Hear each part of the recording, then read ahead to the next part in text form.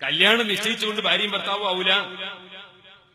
പഴയ കാലത്തുള്ള കാരണവന്മാരിൽ ഈ സദസ്സിലൊക്കെ അവർക്ക് കല്യാണം കഴിച്ചിട്ടല്ലേ ഈ ചെറുപ്പക്കാർക്കുണ്ടായത് അല്ലേ? ഈ കാരണവരോട് ചോദിക്കുക അല്ലേ, കല്യാണം നിശ്ചയിച്ചാൽ നിങ്ങളെ പഴയ കാലത്തൊക്കെ ആ പെൺകുട്ടീനെയും കൂട്ടി നടക്കലുണ്ടോ? നിക്കാഹ് കഴിയുന്നതിന് മുമ്പ് ഉണ്ടോ? ഉണ്ടോ? ഇല്ല. ഇപ്പോഴോ ഈ അടുത്ത് എന്നോട് ഒരാൾ പറഞ്ഞു, കല്യാണം നിശ്ചയിച്ചതിന് ശേഷം ആ വധുവിനെ കൂടെ അയച്ചു കൊടുക്കാൻ വരൻ ആവശ്യപ്പെട്ടു. അപ്പൊ ആ പെൺകുട്ടി നമ്മളെ വേദമൊക്കെ കേട്ട് പഠിച്ച പെൺകുട്ടിയാണ്.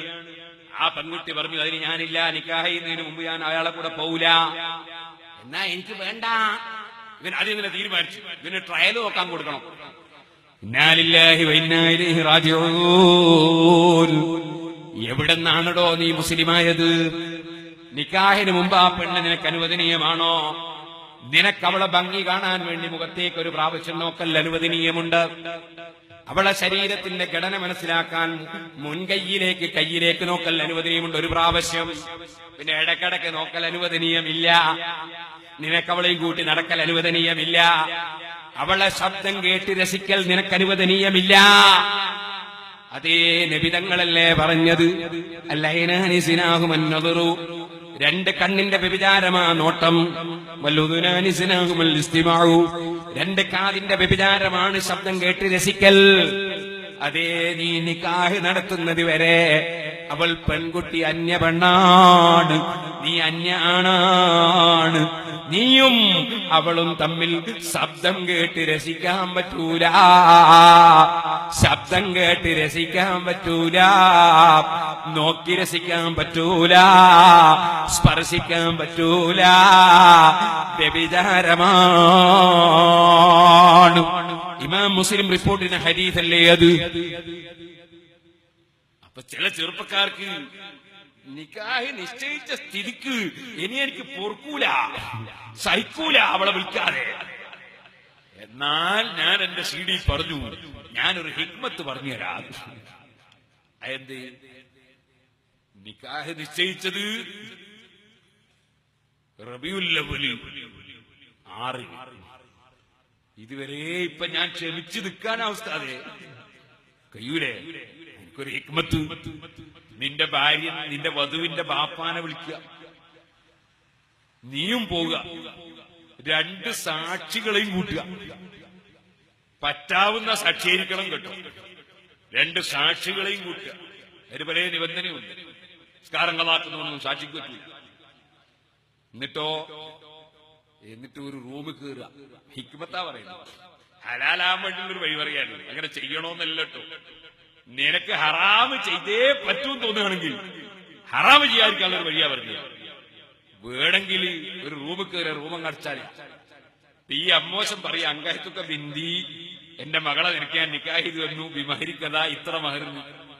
അപ്പൊ നീ അങ്ങോട്ട് പറയാ, ഖബിൽതു നിക്കാഹഹാ ബിഹാദൽ മഹർ, ഈ മഹറിന് പകരം ഞാൻ അവളെ നിക്കാഹ് സ്വീകരിച്ചു.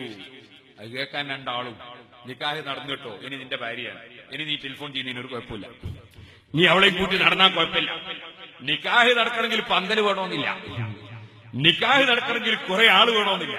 നിക്കാഹ് നടന്നു. അപ്പൊ ഉസ്താദേ ആകെ പ്രശ്നമായിരിക്കും നാട്ടിൽ. ഞാൻ ഇതാരോടും പറയണ്ട, ഇതാരോടും പറയണ്ട. നമ്മളെ റബീഉൽ അവ്വൽ 6 പരസ്യമായിട്ട് നിക്കാഹ് അങ്ങനെ നടത്തിക്കളാം.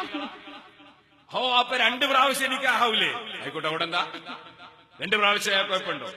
ഞാനൊരാൾക്ക് എന്റെ പെണ്ണ് വിൽക്കുകയാണ്, ഈ പെണ്ണ് നിനക്ക് ഞാൻ 10 റുപ്യക്ക് വിറ്റു. അയാൾ പറഞ്ഞു ഞാൻ വാങ്ങിന്ന്. അത് കഴിഞ്ഞിട്ട് പീശയെ തന്നെ പെണ്ണ്, അയാൾ പൈസ തന്നില്ല, ഞാൻ പെണ്ണോട്ട് കൊടുത്തിട്ടില്ല. ഒരാഴ്ച കഴിഞ്ഞ ശേഷം പിന്നെയും ഞാൻ പറഞ്ഞു ഈ പെണ്ണ് ഞാൻ 10 റുപ്യക്ക് വിറ്റു. അയാൾ പറഞ്ഞു ഞാൻ വാങ്ങി. അന്ന് മുതൽ അയാൾ പെണ്ണും വാങ്ങി പോവാണ്. 10 റുപ്യക്ക് കയറണമെന്നേ ഉള്ളൂ. കുഴപ്പമൊന്നുമില്ല. 2 പ്രാവശ്യം കച്ചവടം നമ്മൾ കച്ചവടം ഇല്ലാതിരിക്കുമോ? അതേപോലെ തന്നെ എല്ലാ നിക്കാലും 2 പ്രാവശ്യം. ഇപ്പൊ ചില മൂലാമാരിയൊക്കെ ഏത് കിതാബിലാണ് ഉള്ളത്? അത് കിതാബൊന്നും വേണ്ട, അത് ഏത് കിതാബിലിട്ട് വേണ്ടി വന്ന് നമുക്ക് അന്നേരം പറയാം.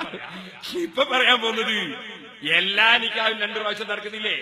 കാരണം അറബിയിൽ 1 പ്രാവശ്യം, മലയാളത്തിൽ 1 പ്രാവശ്യം, 2 ആയില്ലേ? ആദ്യത്തെ അറബി ഉണ്ടെന്ന് എനിക്കാവൂലേ? അപ്പൊ പിന്നെ മലയാളത്തിൽ ഒന്നും കൂടി പറഞ്ഞാൽ നിക്കാഹ് 2ാമത് ആവർത്തിച്ചു. അതിന് തെറ്റൊന്നുമില്ല. ഇനി ഒന്നും കൂടി പറഞ്ഞാലോ കുഴപ്പമൊന്നുമില്ല. അപ്പൊ ആകെ 3 ആയി എന്നല്ലേ ഉള്ളൂ, 2 3 ആയി എന്നല്ലേ ഉള്ളൂ. എന്നാലും ഹറാം കയറൂലല്ലോ.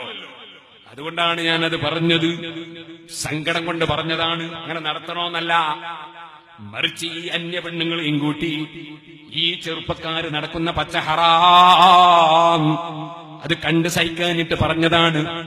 ഹറാം ചെയ്യാതെ ജീവിക്കുന്നതാണ് ഇസ്തിഖാമത്ത്. നേരെ ചൊവ്വേ നടക്കലാണ് ഇസ്തിഖാമത്ത്. വെറുതെയല്ല. വസ്തഖിം കമാ ഉമിർത. നബി സല്ലല്ലാഹു അലൈഹി വസല്ലം തല നരച്ചുപോയി, അവിടുത്തെ താടിയിൽ നരച്ചുപോയി, കൂടുതൽ രോമമില്ല. പക്ഷേ ശയ്യബത്തിനി, എന്നെ നരപ്പിച്ചതെന്താണ്? അത് ചില സൂറത്തുകൾ ഇറങ്ങിയപ്പോഴാണ്. ആ സൂറത്തുകളിൽ ഒരു സൂറത്തിലുള്ള വാചകമാണ് ഫസ്തഖിം കമാ ഉമിർത. നബിയേ, കൽപ്പിക്കപ്പെട്ടതുപോലെ നേരെ നേരെ ജീവിതം നയിക്കണേ. പടച്ച റബ്ബിന്റെ ആ ഓർഡർ കേട്ടപ്പോൾ നബി സല്ലല്ലാഹു അലൈഹി വസല്ലം തങ്ങൾ പടച്ചവന്റെ ഹബീബാണെങ്കിലും അവിടുന്ന് അല്ലാഹുവിന്റെ അധികാരം ഓർത്തു അവിടുത്തേക്ക് നരബാധിച്ചു പോയി.